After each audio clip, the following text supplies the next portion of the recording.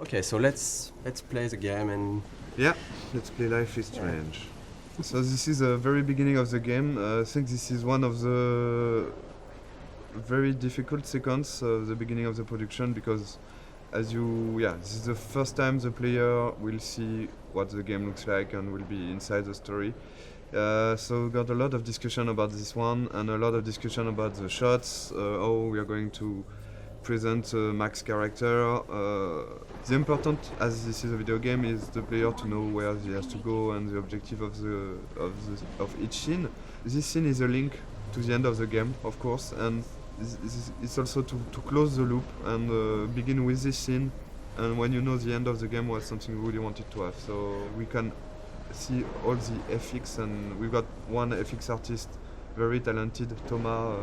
Here you can see a lot of his work, all the particles, the tornado. we took a lot of time to work on this tornado because when you're working on an episodic game, it's important to still hook the player from episode one. So that's the kind of discussion we had about the rhythm, to when should we put something that has a bit more impact and that feels something that shows the player that there is something bigger.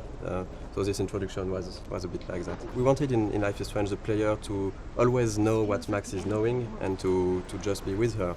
At this moment, Max doesn't know where she is and the player doesn't know it either.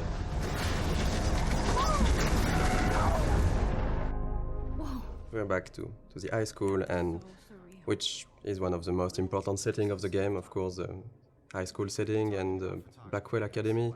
High school is something where the player will feel comfortable because he knows it, but the transition from the cliff to there is the twist of having something really different, and that should hook the player to say, oh, it's not just a teen story, there is more to it. And then, of course, we can go much over than that and twist it and change the characters. But it was an interesting starting point creatively.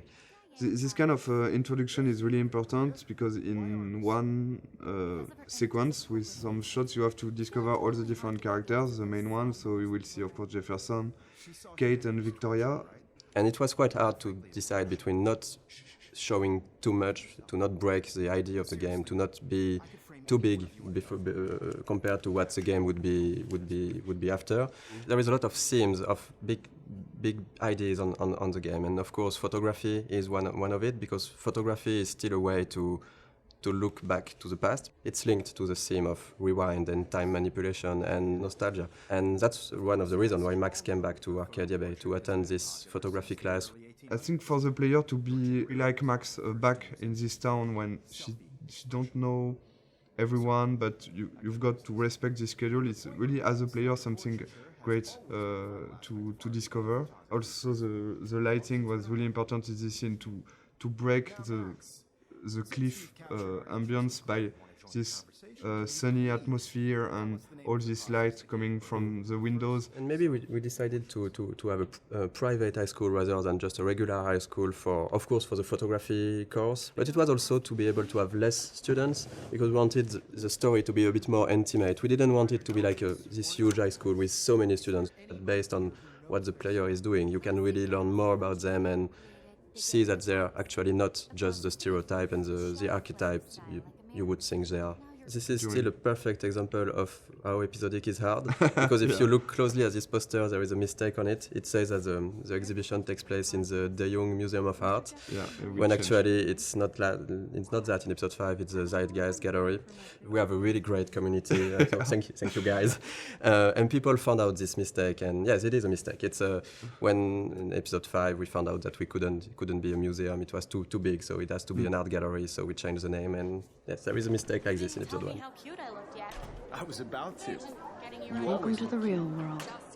We really wanted to have this feeling of being part of a whole high school. So it means a lot of people, it means bullying, it means difficulties when you're a teenager in this kind of world. Showing the different cliques and different kind of teenager. I think a lot of players love this introduction. The use of music here is really important. Is as Max feels insecure in this atmosphere, we wanted her to isolate, and the music is a great way of isolate yourself when you just want to be on your own. And so since the beginning of the game, we were working with licensed tracks, licensed music. We test when we testing and prototype some scenes, we put some licensed tracks from artists we love, and Scene Matters one of them. And when we ask Jonathan Morali, who is the lead of Scene Matters, if it's possible to use his music, he's a gamer, so it was really happy to have this new experience, and for us it's just incredible to work with him. And this kind of editing is really difficult to do, because you have to choose the important moment in a song and to choose the right images. Because our writer Jean-Luc has written many scenes built around music. The edit is based on the music. It's not the other way.